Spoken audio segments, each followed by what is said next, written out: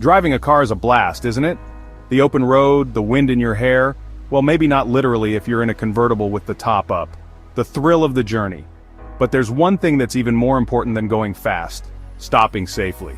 That's where your brakes come in, your best buddies when you need to slow down or come to a complete halt. Brakes are essential for safety. Imagine trying to stop a car at high speed without them. It would be like trying to stop a runaway train.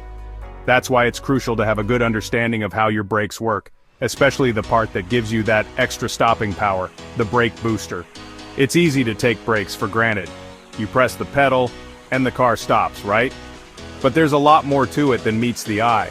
A whole system of components work together to bring your car to a smooth and controlled stop, and the brake booster plays a vital role in this process. Without further ado, let's dive in and demystify the magic behind the brake booster.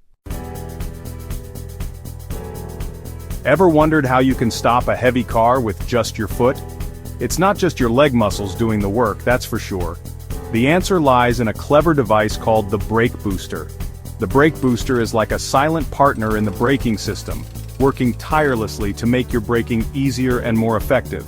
It's a small but mighty component that sits between your brake pedal and the master cylinder, which is responsible for distributing brake fluid to the wheels. Imagine trying to squeeze a large balloon with just your fingers. It takes quite a bit of effort. Now, imagine using an air pump to inflate the balloon. It becomes much easier, right? That's essentially what the brake booster does. It multiplies the force you apply to the brake pedal, making it much easier to stop your car. In the next section, we'll pop the hood on the brake booster and see what's going on inside.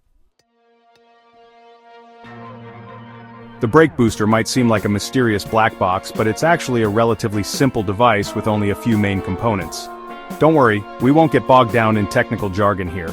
At its heart, the brake booster is essentially a metal cylinder divided into two chambers by a diaphragm. One chamber is connected to the engine's vacuum, which is like a constant suction force. The other chamber is open to the atmosphere. When you press the brake pedal, a valve opens, allowing air to flow into the chamber that was previously under vacuum. This difference in pressure between the two chambers causes the diaphragm to move, which in turn pushes on the master cylinder. Think of it like this. The vacuum chamber is like a strongman trying to pull the diaphragm towards it, while the atmospheric chamber is like a weakling trying to hold it back. When you press the brake pedal, you're essentially letting the strongman win, allowing him to pull the diaphragm and assist in braking. But where does this magical vacuum come from? It's actually a byproduct of your engine's operation. As the engine runs, it creates a vacuum in the intake manifold, which is like a large pipe that carries air to the engine cylinders. This vacuum is a valuable resource, and car manufacturers use it for a variety of purposes, including powering the brake booster. A hose connects the intake manifold to the brake booster, allowing the engine's vacuum to provide the muscle for power braking. The beauty of using engine vacuum for brake boosting is that it's readily available whenever the engine is running.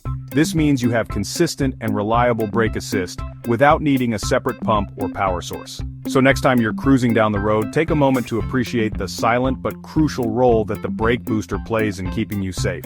It's a true unsung hero of the automotive world.